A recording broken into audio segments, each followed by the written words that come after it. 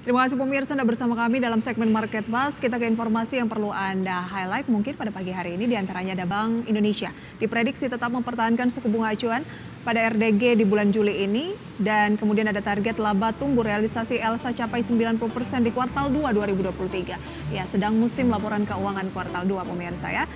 Dari dalam negeri pemirsa ada agenda Indonesia ya terkait dengan keputusan suku bunga BI siang nanti. Dan juga terkait kredit Indonesia, dan dari Hong Kong, neraca perdagangan Hong Kong. Dari Amerika Serikat pemirsa, terkait lelang surat utang 2 tahunan Amerika Serikat. Kita ke emiten, ada ICBP pembayaran dividen tunai, SIMP pembayaran dividen tunai, CTRA pembayaran dividen tunai. Update dari Asia pada pagi hari ini pemirsa yang bisa menjadi acuan seperti apa pergerakan dari indeks harga saham gabungan nantinya. Kita lihat pemirsa ada Nikkei yang melemah 0,34%, Straits Times menguat 0,14%, Kospi Korea Selatan turun 0,22%, Hang Seng Hong Kong turun 2% lebih. Rata-rata melemah.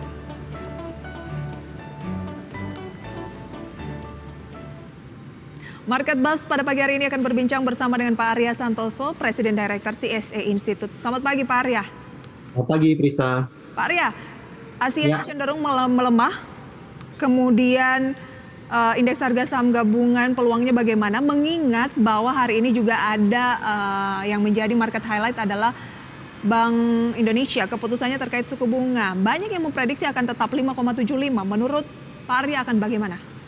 Ya kalau kita perhatikan memang ada keraguan-keraguan juga untuk segera menurunkan ya, untuk menurunkan suku bunga, di mana kita punya ruang inflasi kita itu kurang di bawah, maksudnya di bawah 4%, inflasinya di sekitaran 3,5%. Tetapi sekarang suku bunga itu di 5,75 ya. Kita perhatikan bahwa sentimen dari Amerika juga sekarang cukup positif ya, marketnya juga menguat, ada inflow. Tapi ada perbedaan sedikit di mana Amerika juga akan mengejar menurunkan dalam 2 tahun ini supaya sampai ke 2% ya secara bertahap. Kita lihat inflasinya sudah mulai terkendali juga. Nah di Indonesia sebenarnya ada ruang penurunan sekitar 5-7 basis poin sebenarnya. Jadi kalau misalnya pemerintah menurunkan 2-3 basis poin aja secara bertahap, itu akan lebih bagus secara sentimen terhadap di pasar keuangan. Oleh karena itu sebenarnya less likely untuk naik, kemungkinan dipertahankan. Yang akan lebih bagus adalah kalau ada penurunan walaupun sedikit 1 atau 2 basis point. Oke, saham-saham apa saja yang direkomendasikan oleh Pak Arya pada pagi hari ini pemirsa? Data selengkapnya bisa Anda saksikan di layar. Yang pertama ada saham Medco pemirsa dengan support 960, resisten 1100, PTBA support 2.810, resisten di 3.000. PNLF support di 296, resisten di 330, dan BNGA 1.570 dan resisten di 1.665.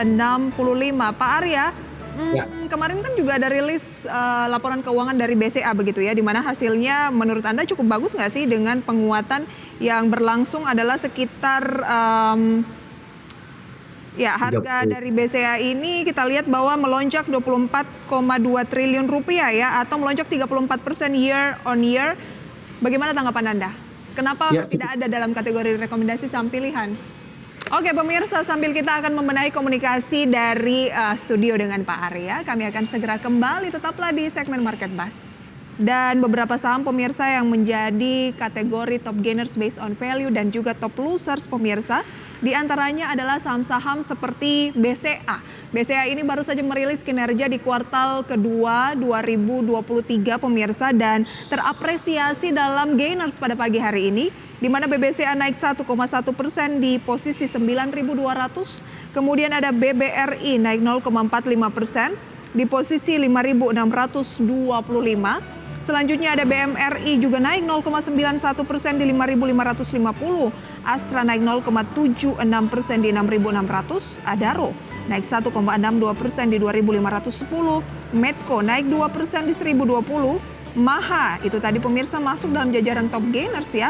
Dan S Hardware naik hampir 3% di 755. Top losersnya pemirsa adalah Unilever, turunnya cukup dalam, 5,59% di 4.050. PTBA 0,35% 2.870. MAPA turun 1,27% di 780. Kemudian juga ada saham seperti Sido, BBHI, BTPS, BRMS, dan NSSS serta BBKP. Seperti data selengkapnya bisa Anda saksikan di RTI, dan tentunya ini masih akan terus berubah pemirsa karena waktu masih benar-benar di awal pembukaan, di menit-menit awal pembukaan.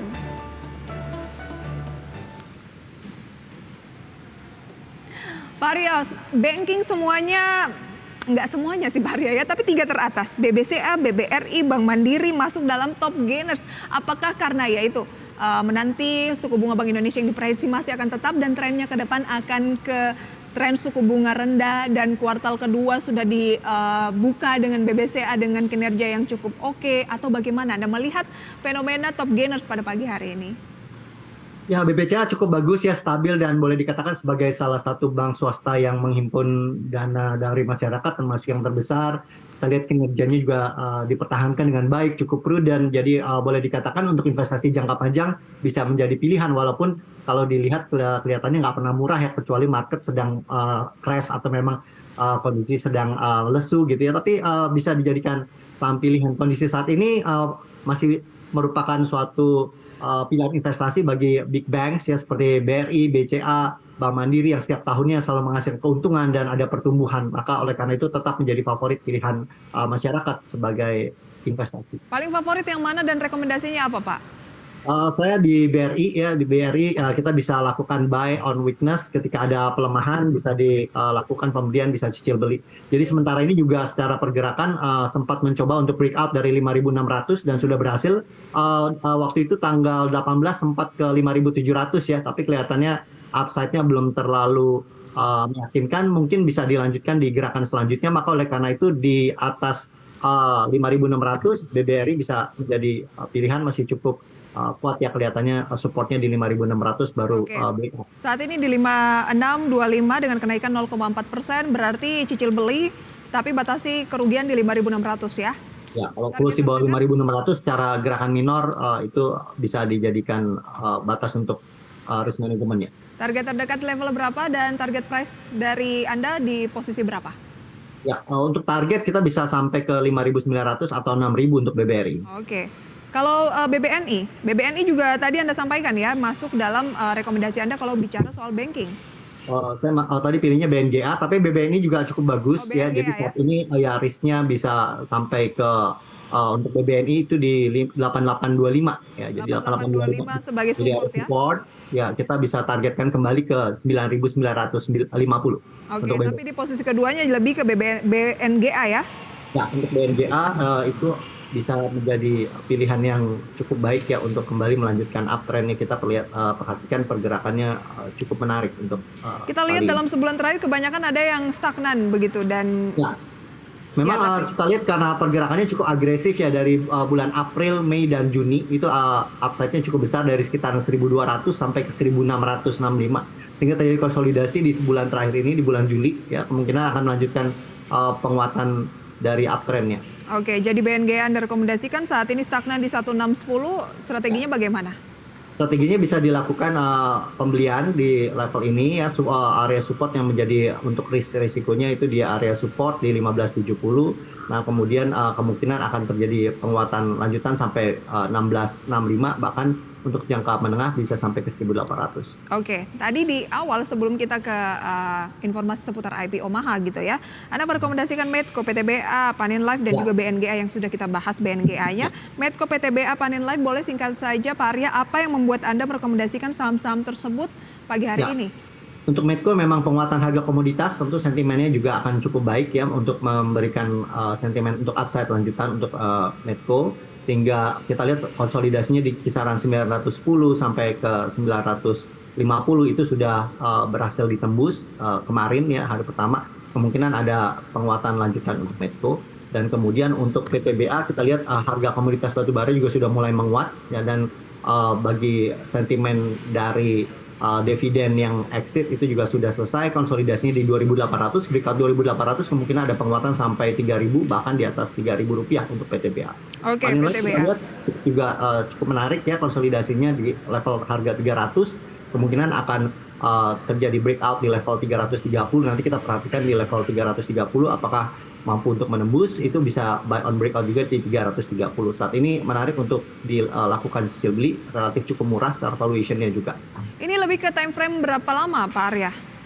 Ya, untuk Panin Live dalam sepekan ini juga cukup menarik ya. Kemungkinan ada penguatan secara jangka pendek di pergerakan minor movement-nya. Ada ruang dari kisaran 300 sampai 330, jadi sekitar 10% upside. 10% upside itu kira-kira start dengan deposito 2 tahun ya. Jadi cukup menarik. Oke, sebelum kita akhiri Pak Arya, apa strategi atau tips bagi pemirsa di rumah di momen-momen musim laporan keuangan ini? Mungkin kalau yang ingin berinvestasi medium to long. Ya, untuk medium to long tetap perhatikan mana yang dividen yield-nya cukup baik ya, cukup besar, nanti bisa dijadikan pilihan. Cari perusahaan-perusahaan yang kinerjanya juga selalu untung dari tahun ke tahun, ada pertumbuhan.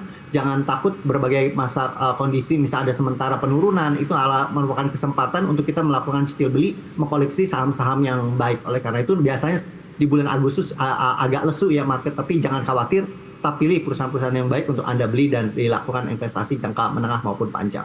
Oke. Terima kasih banyak Pak Arya untuk sharing informasinya pada pagi hari Terima kasih, ini. Lisa. Sukses selalu untuk Anda. Sampai berjumpa kembali.